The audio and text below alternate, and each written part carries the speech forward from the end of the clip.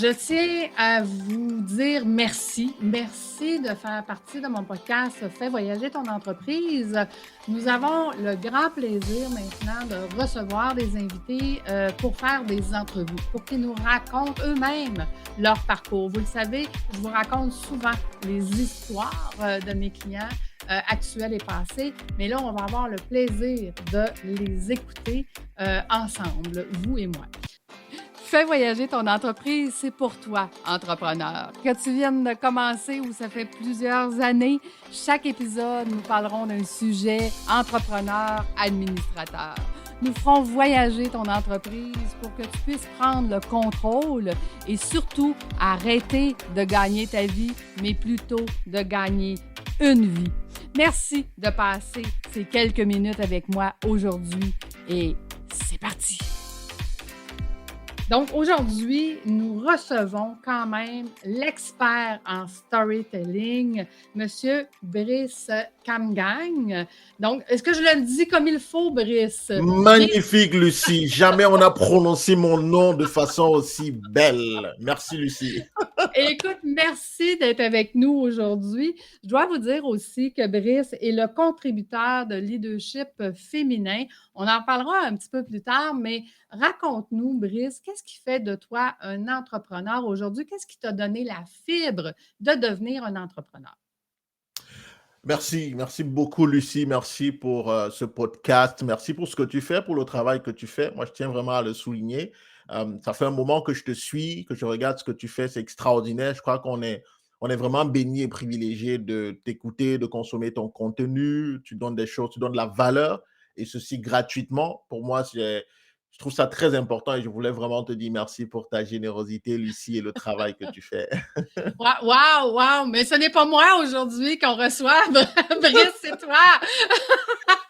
Non, Donc, non. écoute, je retourne l'appareil parce que tu es un homme très généreux qui a accepté de faire partie justement de mon univers, de mes lives et tout ça, et tu acceptes de faire l'entrevue. Donc, je te dis merci d'avance parce que je sais que ça va être d'intérêt pour nos auditeurs de comprendre ton histoire et de voir d'où tu viens exactement.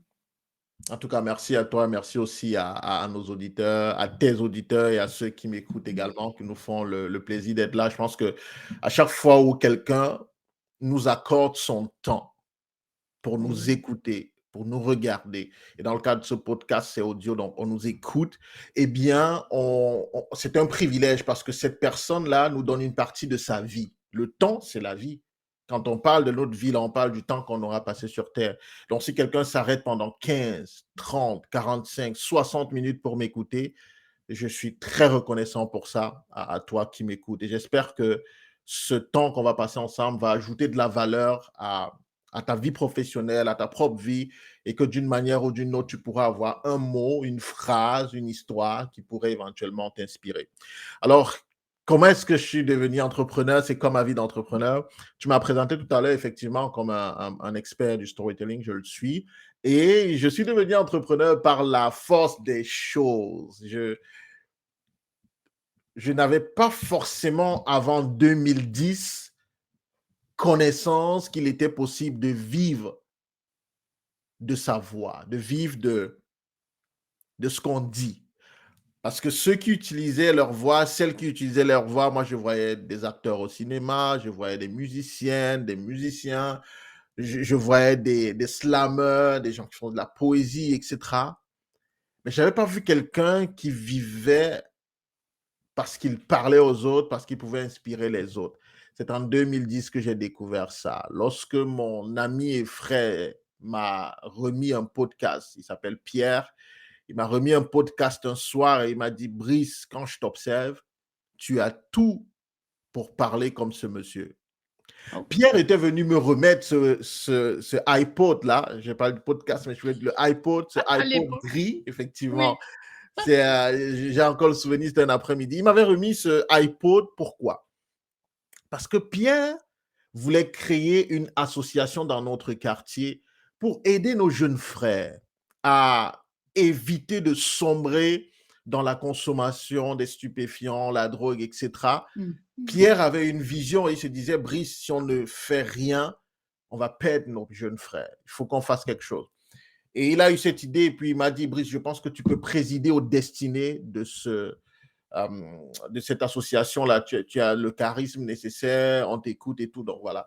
Et il m'a remis ce iPod, il m'a dit, écoute ce monsieur. Et quand j'ai pris le iPod, j'ai mis dans mes oreilles, j'ai écouté. C'était un coffret de formation sur le leadership. C'était fait par le pasteur Ivan Castanou, qui est en France.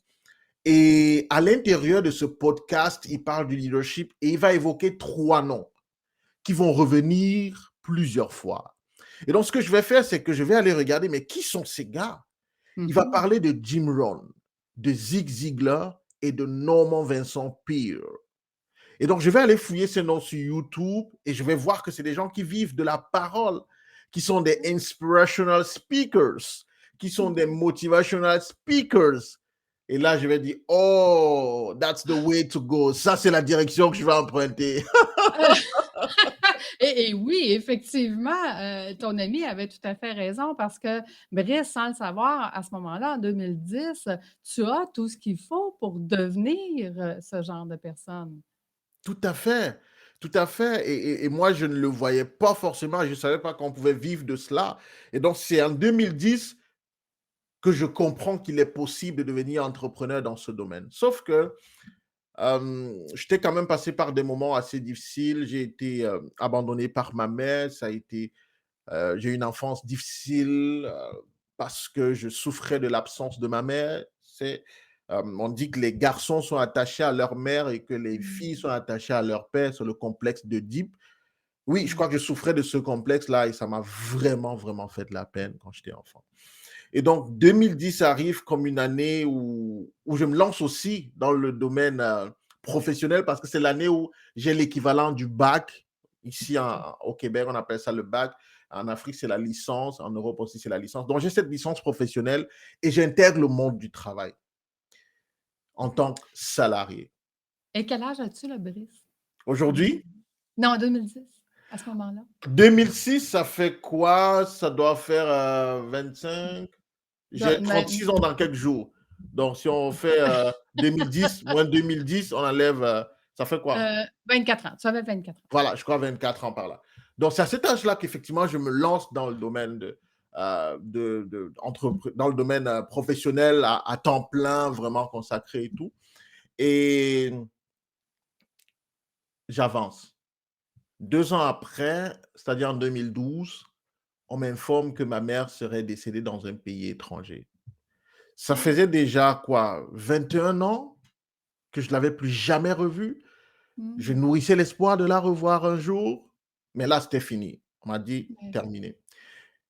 Ça a été extrêmement douloureux pour moi parce que je savais que c'était fini et que je ne pouvais pas avoir la réponse à mon éternelle question. Cette question, c'était pourquoi ma mère m'a-t-elle abandonné? Parce que je n'avais jamais vu un enfant abandonné par sa mère. Jamais. mmh, mmh. J'ai grandi autour de moi, je voyais des gens qui étaient en situation monoparentale et ces personnes étaient avec leur mère. Et donc, moi, je me disais toujours, mais que s'est-il passé? Elle s'était séparée de mon père, mais pas de moi. Et Et donc, ton ça a père été ne t'avait ja excuse-moi, Brice, et ton père t'avait jamais expliqué le pourquoi? non, ce que mon père et l'ensemble des gens les amis de ma mère, les membres de la famille, ce que tout le monde me disait, c'était ta mère était très charismatique et n'était pas forcément une femme qui voulait rester dans le mariage. C'est ce que tout le monde me Oh, disait. OK. Et ce que mon père, lui, il m'a dit, ta mère a pris une décision, moi je ne l'ai jamais chassée, mais elle a pris la décision de partir parce que pour elle, elle se sentait plus bien dans cette relation.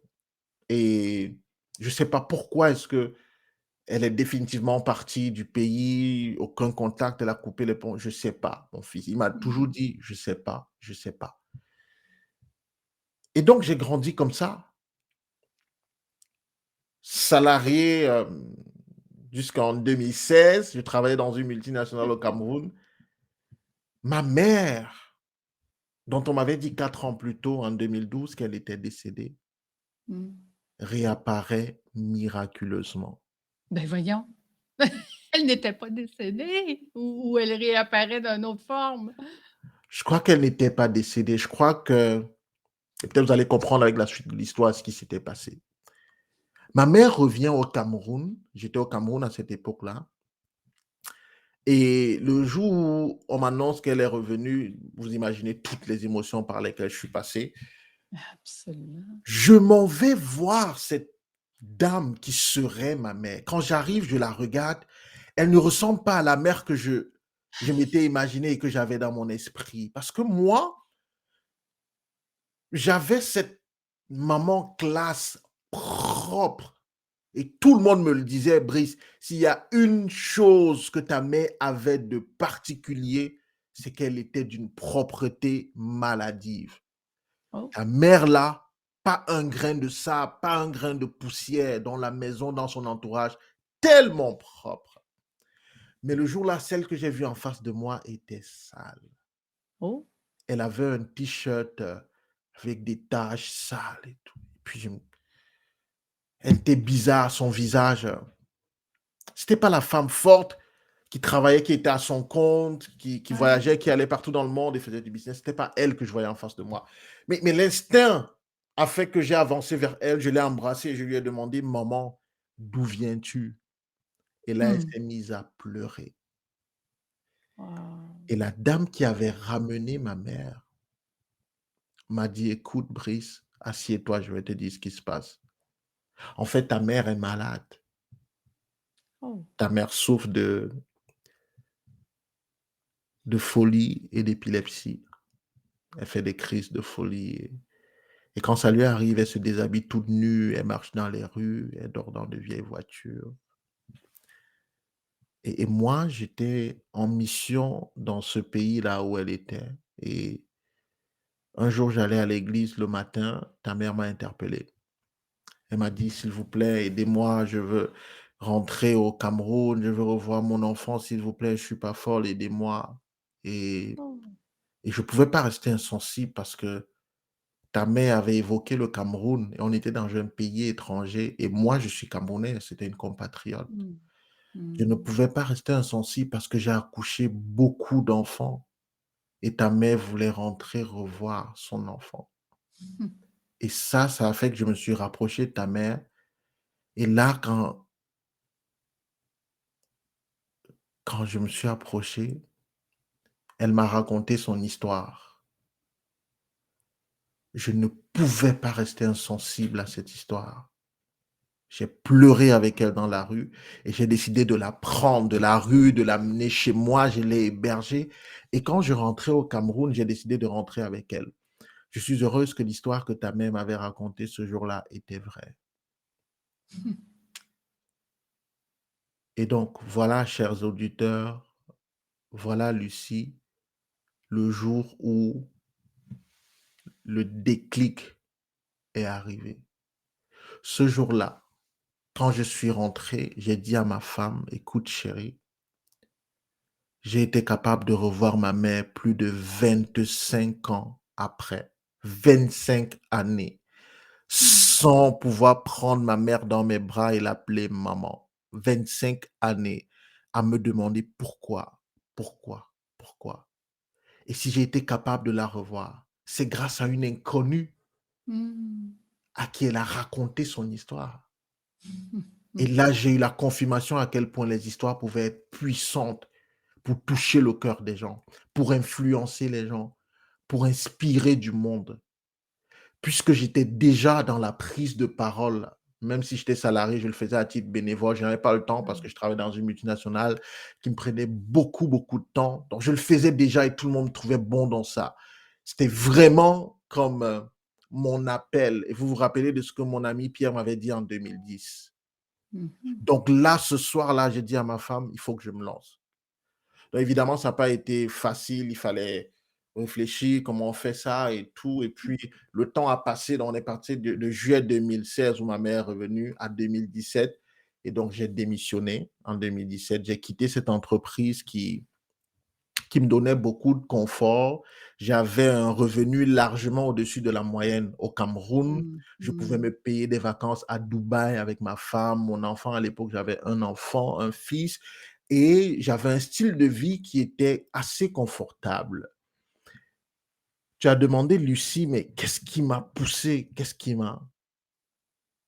Eh bien, c'est ça, c'est le retour de ma mère. Wow! Malgré tous les obstacles dont j'avais conscience que j'allais rencontrer, Mmh. j'ai décidé quand même de me lancer. Parce que j'ai compris à quel point les mots pouvaient être puissants. Si grâce aux mots que ma mère a prononcés, j'ai pu la revoir plus de 25 ans après, Mmh. eh bien, c'est sûr que si j'aide les gens à mieux prononcer leurs mots, à mieux structurer leur histoire, c'est sûr qu'ils vont avoir eux aussi leur destinée, peut-être financière, entrepreneuriale, sociale, et je ne sais pas, n'importe quel aspect de leur destinée va être changé s'ils sont capables de bien communiquer. Et donc, c'est comme ça que je me suis lancé dans cette belle aventure, mais qui a commencé dans la douleur et la peine. Parce que j'ai plongé ma famille dans un obstacle, dans un trou noir. Aujourd'hui, je suis heureux d'être là aujourd'hui à vous raconter mon histoire. Wow! Mais dis-moi, Brice, cette journée-là, as-tu récupéré 2 mères? Parce que cette fameuse femme qui a écouté l'histoire de ta mère et qui a si généreusement, dit: je ne peux pas laisser cette femme ici, à l'autre bout du monde. Elle doit revoir son enfant», puis qui a tout fait pour te remettre en contact avec elle. Est-ce que j'aurais le goût de te demander, est-ce que tu es rendu avec une deuxième mère que tu as adoptée ou que tu as découvert par la force des choses? Effectivement, Lucie, c'est ma deuxième mère. Ah oui. Et je ferai un film avec mon histoire. J'ai vraiment Wow. l'intention de tourner un film pour éduquer du Mmh. monde sur des aspects tels que la Mmh. générosité, Mmh. pouvoir venir en aide aux personnes qui sont dans le besoin et aussi l'importance du storytelling. On est en train de travailler sur un film. On espère d'ici à 2025 va être disponible à l'écran. Et cette maman-là sera mise en valeur dans ce film. Parce que moi, je l'appelle pas, moi, je dis toujours c'est un ange. C'est-à-dire, c'est un Ah, ange qui est venu du ciel oui. et voilà, que Dieu a envoyé pour venir changer ma destinée et celle de ma mère. Parce que tenez-vous tranquille, cette dame, c'est la femme d'un général Ah! d'armée dans mon pays. Sérieux? Donc, elle n'avait pas à s'encombrer avec une folle. C'était pas une petite débrouillarde. C'était pas une sœur d'église. C'était une Non! grande dame. C'est une grande dame dans mon pays qui s'est arrêtée, qui a écouté des mots et qui s'est arrêtée parce que ces mots ont résonné en elle. Ensuite, qui s'est rapprochée d'une personne dans le besoin, d'une victime, et qui a écouté l'histoire de la Oh! victime et s'est dit, moi, je vais l'aider. Écoutez, ma mère lui a fait vivre tout genre d'horreur quand elle m'a Oh! raconté après plus tard ce que ma mère, en pleine pluie, sortait les matelas de la maison quand elle faisait ses crises de folie. Elle sortait le matelas et j'étais dans la pluie. Elle cassait des plats, des choses. Elle a vécu des moments très difficiles avec ma mère à la maison, Mmh. mais jamais elle n'a renvoyé ma mère dans la rue. Elle avait une Wow! mission, c'était de Quelle ramener ma grande mère au Cameroun et elle l'a faite. wow! Donc écoute, c'est mon autre mère, j'ai même pas le choix, ça s'impose en moi naturellement, Absolument, absolument. naturellement. Et cette journée-là, Brice, dans le fond, renaît, un nouveau Brice qui est devant nous, un Brice qui dit: «Bon, j'ai compris, à quel point les histoires peuvent changer la vie des gens», et là, tu commences ton parcours d'entrepreneur. Donc raconte-nous, parce que je sais que devenir entrepreneur, c'est pas facile. C'est pas facile, en fait, je te dirais, pour personne. Mais toi, tu es dans un pays où est-ce qu'on parle pas de ça là, de vivre de sa voix là. Comment Non, comment tu as fait, Brice? écoute, c'était vraiment difficile pour moi parce que le jour où je reviens et je dis à ma femme: «Écoute chérie, j'ai pris rendez-vous avec mon directeur pour mettre fin à mon emploi». Oups! Ma femme m'annonce qu'elle est enceinte depuis 3 semaines. Oh! Ça vient avec une surprise. Donc le deuxième enfant s'en vient. Et là qu'elle doit te regarder et dire: «Comment allons-nous faire?» C'est ça la question qu'on s'est Oui. posée, mais comment allons-nous faire? Et là, je t'avoue, ce soir-là, c'était quand même, assez déchirant émotionnellement pour elle et moi. On s'est tenu la main, on a prié. Je lui disais à quel point c'était plus fort que moi. Je sentais au-dedans de moi que c'est la direction à emprunter. Il faut le faire, il faut y aller maintenant. Surtout que j'étais sur le point aussi de recevoir une promotion. Donc, je Oh! savais que si je restais, si je laissais entrer cette promotion dans ma vie, ce Mmh. serait un méga confort supplémentaire Ouais. et la difficulté de quitter allait être encore plus grande. Mmh mh. J'ai dit à ma femme, c'est le moment. Donc, on s'est tenu la main, on a prié ensemble, les émotions et tout, les pleurs, les larmes. Et ma femme m'a dit, en me regardant dans les yeux, écoute, chérie, fais-le, fais-le. Et ça a été l'une des plus belles paroles que j'ai jamais entendues de ma vie. Fais-le. Quand ma Mmh. femme m'a dit, elle m'a donné le go, elle m'a dit, fais-le. On est ensemble dans cette aventure.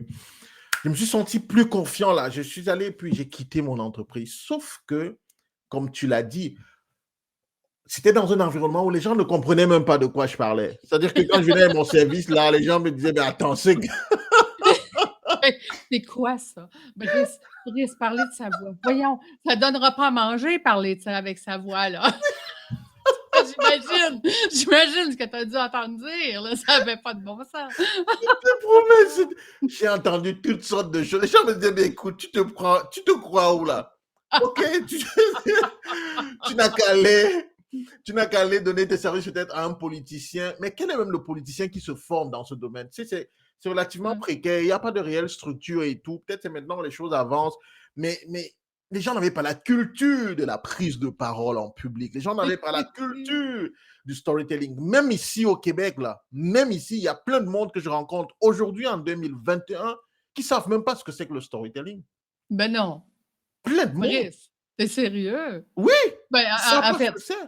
écoute, je peux te croire parce que les gens qui savent pas la différence entre un entrepreneur et un administrateur, donc je peux comprendre que les gens savent pas qu'est-ce Voilà, que c'est le storytelling. c'est ça. Bon, expliquons pour ces gens, qu'est-ce que le storytelling? Eh bien, Juste au cas où, là, qu'on aurait 2 3 auditeurs. jusqu'au C'est cas ça. où. Mais je pense que ton audience, c'est des professionnels, c'est des gens qui sont. Je Oui. crois que les gens qui t'écoutent, c'est des professionnels. Donc ils sont déjà en affaires Mmh. et ils ont forcément flirté avec ça, surtout dans le domaine du marketing où c'est relativement très vulgarisé. Sauf Mmh. que le marketing n'est qu'un petit volet qui est arrivé récemment en matière de Mmh mh. storytelling. Le C'est ça. storytelling, c'est le fait de communiquer en racontant une histoire. Donc, c'est la communication narrative. On Mmh mh. raconte une histoire pour passer son message. On raconte une histoire pour influencer, pour inspirer, pour inciter à l'action. C'est ça le storytelling. J'ai un message à passer, quelle est l'histoire que je peux raconter pour passer ce message? C'est Ouais. tout. Donc, donc C'est effectivement, ça a été vraiment quelque chose de très difficile. ouais. 6 mois ont passé avant que je n'ai mon premier ou mes premiers clients, parce que j'ai eu 2 clients, d'affilée, de façon, je suis allé rencontrer il y a quelqu'un qui m'a dit: «Viens, on va aller rencontrer des amis à moi qui sont en affaires et tout, tu vas leur parler, de ce que tu fais». Et bon, quand moi je suis arrivé, qu'est-ce que j'ai fait? J'ai raconté mon histoire. J'ai dit Mmh mh. pourquoi est-ce que je m'étais lancé en affaires et qu'est-ce que je pouvais apporter comme, valeur ajoutée dans leur vie, dans leur business. Et ce jour-là, je suis sorti avec 2 contrats parce qu'il y a 2 personnes dans le groupe des amis de ce monsieur-là qui ont dit: «OK, passe à notre bureau, demain». Le lendemain, je suis passé à leur bureau et j'étais sorti avec des contrats. Donc, c'était mes premiers contrats 6 mois après. Mais ça n'a pas été évident Mmh mh. parce que même après, j'ai dû heureusement me mettre sur le digital et je suis allé chercher des clients en Europe. Ce qui fait qu'aujourd'hui, j'ai plus de clients en Europe qu'ici en Amérique du Nord parce que c'est un Hmm. marché que j'ai développé beaucoup à l'époque et à distance, je formais les gens en Europe. Donc, mais je vais vous parler d'une situation du jour où j'ai regretté Oh, d'avoir quitté mon job. Oui, j'ai regretté un jour, ça m'est arrivé. ah, Je, pour celles et ceux qui me connaissent ou qui apprendront à me connaître, moi, je suis très ouvert, très authentique. Bon, très authentique, je sais pas, faut pas les superlatifs, mais j'ose être vulnérable, j'ose m'ouvrir à chaque hmm. fois. Moi, je suis pas le monsieur qui va vous parler du tout est rose, tout va bien, c'est facile, et cetera. Non, j'ai regretté un jour d'avoir quitté mon emploi. Vous savez, on est passé par des moments difficiles, où on avait du mal à manger, on pouvait pas manger 3 repas par jour. Le gaz, par exemple, là-bas, ça se vend en bouteille, donc il faut acheter avant de consommer. On ne consomme pas avant de payer. Donc, Mhm. parfois, on se retrouvait, on n'avait pas de quoi. Le gaz, c'est 6 000 francs CFA. 6 000 francs CFA, c'est quoi? C'est 10 dollars, 15 dollars, 12 dollars environ. Donc, je me retrouvais parfois sans avoir 12 dollars pour me Hmm. payer du gaz. Ça, c'est arrivé. C'est aussi arrivé qu'on a été dans la rue parce que le bailleur, on n'avait pas pu payer. On a eu des impayés, je crois on a accumulé, je crois, 3 mois. Et ce bailleur-là, qui était extrêmement gentil, qui nous avait compris, qui comprenait que je m'étais lancé dans une nouvelle aventure, ce n'était pas évident parce que les premières années, je payais sans souci, je payais d'avance. Et là, finalement, lui aussi doit vivre de son entreprise, c'est Ouais. son activité et finalement, on a été à la porte dans la rue. J'ai été dans la rue avec ma femme, mes 2 Hmm. enfants, on a été dispatchés, j'ai envoyé chez des amis, j'ai envoyé les enfants chez les parents là-bas, ma femme dormait chez une cousine, moi je me débrouillais chez un ami. Bref, on a connu tout ça, mais c'est pas ça qui m'a fait regretter de m'être lancé dans l'entrepreneuriat. Ce qui m'a fait regretter d'être lancé dans l'entrepreneuriat, c'est qu'un jour, alors que je n'avais pas d'argent, et j'ai discuté avec un bon ami à moi qui m'a dit: «Écoute Brice, j'ai trouvé un endroit où on vend des couches». Vous savez, entre-temps, mon fils est né. Vous vous rappelez que Ouais. le Ouais. jour où j'annonçais je disais à ma femme que je vais partir, elle m'a annoncé qu'elle était enceinte. Et donc, mon fils est né entre-temps. Il est né aussi à crédit, c'est-à-dire qu'on n'a pas pu payer les frais à l'hôpital. Hmm. On a dû Hmm. payer petit à petit plus tard. Dieu merci. Je remercie grandement le docteur Simo, qui est le docteur qui a donné naissance à mes 2 enfants. Et il a été très compréhensif pour le deuxième aussi, parce qu'il savait qu'on n'avait pas d'argent. Heureusement qu'il avait sa clinique. Et donc, on est, mon ami me dit, OK, on va aller, je vais te montrer un coin qui est bien où tu peux prendre des couches. C'est moins cher. Je suis allé là-bas et waouh, j'ai trouvé, c'était dans un container, les grands containers que vous voyez dans les ports, et c'était versé en vrac à l'intérieur. Donc, c'était pas dans des cartons emballés, dans des cartons. Non, non, non, non. C'était vraiment en vrac. Ouais. Et j'ai acheté des couches de 1 000 francs CFA. 1 000 francs CFA, c'est quoi? Je crois que c'est un peu 2,50 $ par là. OK. On m'a donné 100 couches. Ouh. OK. Un grand plastique de couches jetables comme ça. Et j'étais l'homme le plus heureux du monde. Bien sûr. Je me disais, waouh, ça j'en ai pour des semaines et des semaines. OK, ouf, un problème de réglé. Et quand je rentre le soir avec ce paquet, j'entre dans la maison, ma femme me voit et sursaute parce qu'elle se dit, mais où est-ce qu'il prend de l'argent pour acheter autant de couches? Elle me pose la question, mais chérie, d'où est-ce que Mhm. tu sors avec toutes ces couches? Je lui dis, j'ai trouvé un bon réseau et tout, des couches moins chères. Elle me dit, mais moins cher, c'est-à-dire quoi? Au point où tu achètes autant, alors Ouais. on n'a pas des revenus réguliers, comment tu peux investir Uh-huh. autant d'argent dans des couches? Non, il faut qu'on achète un peu, un peu. Tu as dépensé combien pour acheter ça? Je lui dis 1 000 francs. J'ai vu sur le visage de ma femme que j'aurais jamais dû faire cet achat.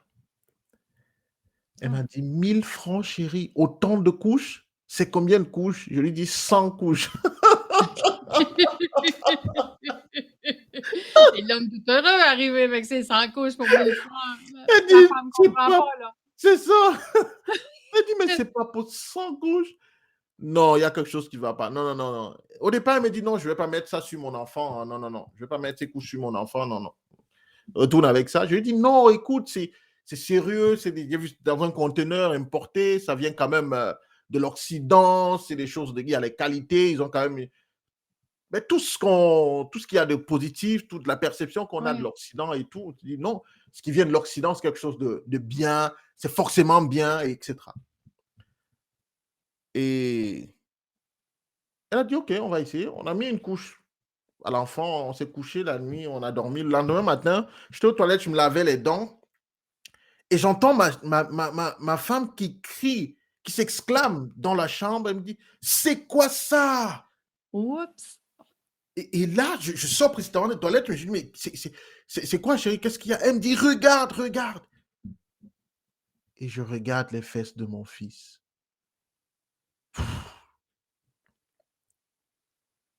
C'était pas une bonne idée. C'était pourri Oh! en une seule nuit. Oh mon Dieu! Écoutez, j'ai pleuré ce Mmh. jour-là. Je me suis dit, non, c'est pas pour ça que j'ai quitté mon job là. Mmh mh. C'est pas pour tuer les miens que j'aime. C'est pas pour faire du mal à ceux que j'aime. Je crois qu'il faut que je retourne travailler. Ce jour-là, ça a été douloureux pour moi. Et je remercie encore le ciel pour mon épouse. C'est aussi pour ça que quand j'apporte une contribution, je me dis: «J'apporte une contribution au leadership féminin et tout», c'est parce que je sais aussi le rôle que la femme joue dans l'humanité et je crois Mmh. que si les femmes ont davantage de positions de leadership, le monde va aller mieux. Parce que la femme est nourricière, la femme donne, la femme porte en son sein la vie. La femme a quelque chose de puissant pour l'humanité.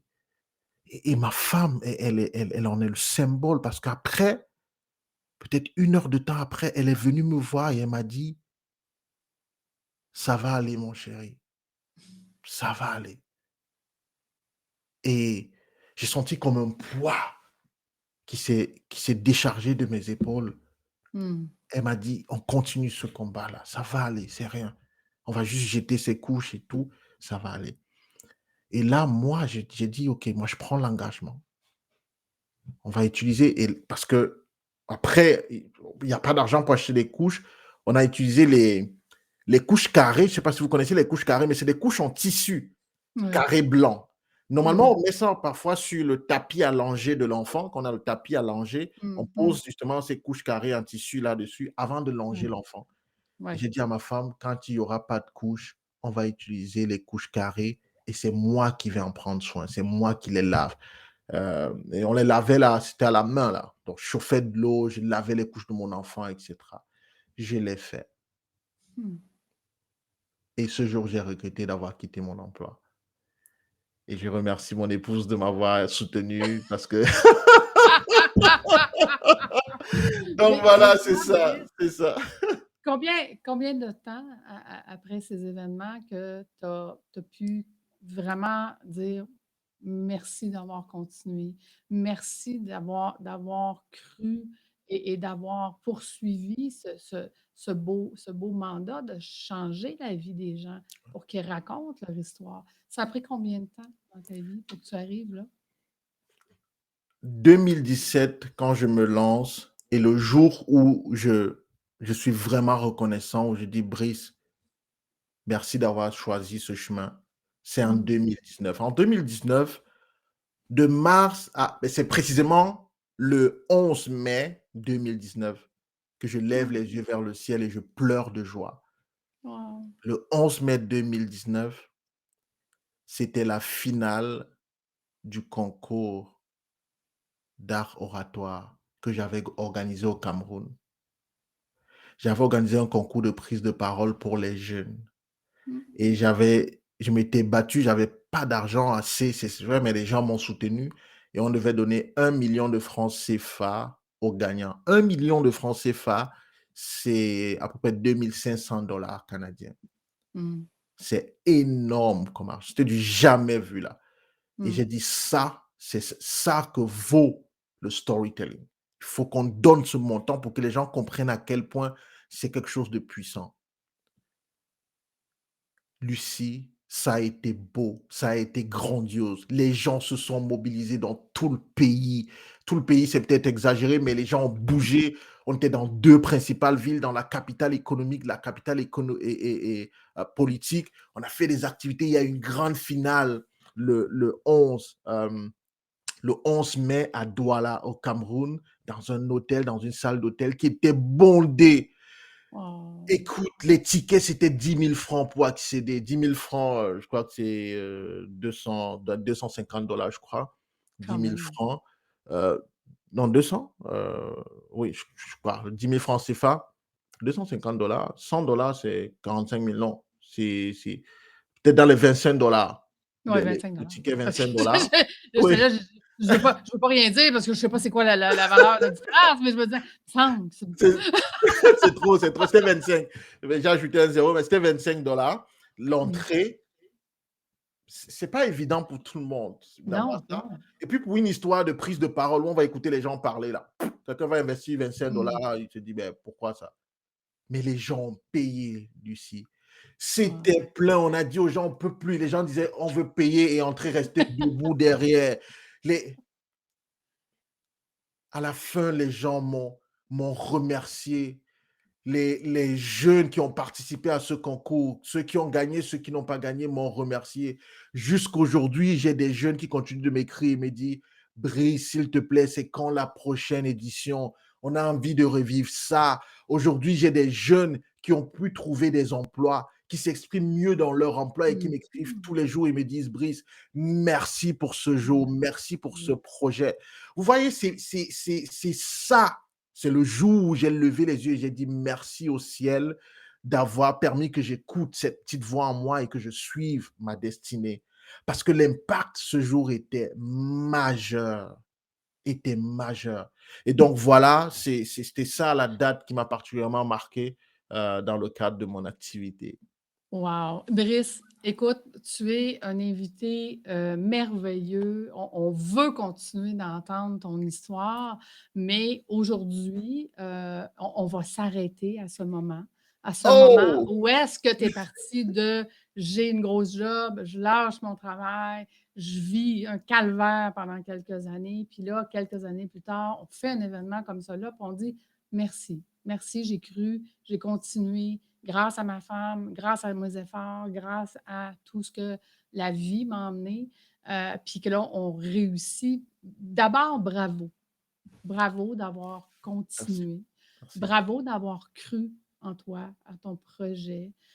Bravo d'avoir. Puis, on en discutera la prochaine fois parce que c'est sûr qu'on continue ton histoire dans Oui, un prochain podcast. oui, Mais j'aurais le goût de dire aux gens, vous voyez, des fois, on a peur de croire en soi. Puis ici au Québec, les Québécois ont très peur de croire en soi, puis ouais. ils essayent toujours d'investir dans les projets des autres. Et moi, je passe mon temps à leur dire, non, investissez dans vos propres projets, puis vous allez Oui, voir que vous allez réussir. oui, Donc, c'est ce que tu nous prouves aujourd'hui. C'est que même si le chemin est difficile, même si le chemin est des fois tortueux, puis qu'on ouais, on s'en veut d'avoir pris ce chemin-là, ouais. il y a toujours. Donc, Brice, écoute, on arrête une partie de ton histoire maintenant. Nous recommencerons celle-ci un petit peu plus tard, mais merci. Merci d'avoir partagé avec nous aujourd'hui. C'est Merci. tellement, mais tellement un cadeau que tu nous fais. Je l'apprécie énormément. Oh là là, merci. Tu vas me faire pleurer là, Lucie. Merci. On va être deux! On va être deux à pleurer. Bon, on va avoir le temps de sécher nos larmes avant le prochain. c'est Mais, ça. mais c'est que du bonheur, que du bonbon, ce que tu nous donnes. Puis, écoute, je t'apprécie énormément. Tu es un homme avec des grandes valeurs, puis c'est ce que tu nous partages aujourd'hui, c'est tes valeurs. Donc, Merci. Merci, on Lucie. se donne rendez-vous. Écoutez, au moment où est-ce que vous allez écouter ce podcast, Brice est en train d'écrire un livre. Il va être, je crois que tu vas être prêt de le publier, là. On est à Oui, quelques jours, là. oui, oui, Wow, oui. wow. Donc, abonnez-vous à sa chaîne. Abonnez-vous. On va mettre les coordonnées à son site Internet où est-ce qu'on va te retrouver, puis où est-ce qu'on va pouvoir retrouver ton livre. Mais je pense que ton histoire doit être partagée au plus grand nombre. Wow. Merci Lucie, merci beaucoup pour ce travail que tu fais. Comme je l'ai dit d'entrée de jeu, tu fais un gros travail. Moi, je te suis depuis quelque temps et je vois ce que tu fais. C'est impressionnant. Je pense que tu es une réelle bénédiction pour l'écosystème québécois. Parce que l'une des choses justement que j'ai constatées et quand je posais des questions, des Québécois m'ont dit, écoute, Brice, ici, on nous a appris quand tu es un enfant que il faut se contenter du petit pain. Je pense qu'il y a une phrase qui parle de petit pain, quelque chose comme Oui, ça. tout à fait. Ça, c'est dur à enlever dans la tête des gens, mon Dieu! Mon Dieu! Écoute, on pourra en reparler de long en large. C'est ça. Donc, et ce que tu fais, moi, je voulais mettre du pouce pour dire magnifique ce que tu fais, parce que ce que tu fais aussi, c'est d'aider les gens à justement se lancer dans leur propre chose, d'investir dans leur propre projet, leur propre vision, parce que chacun d'entre nous, on est né avec quelque chose de spécifique à partager à ce monde.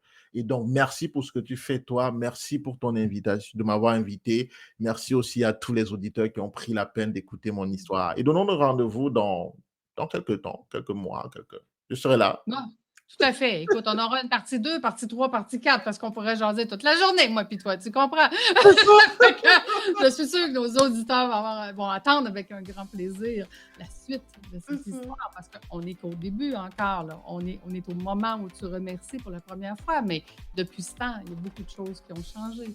Donc, c'est un rendez-vous. Je vous attends. Continuez de nous suivre. Fais voyager ton entreprise, le podcast qui, pour la première fois, avec une grande entrevue, on a reçu Brice Kamgan. Donc, merci tout le monde. Merci.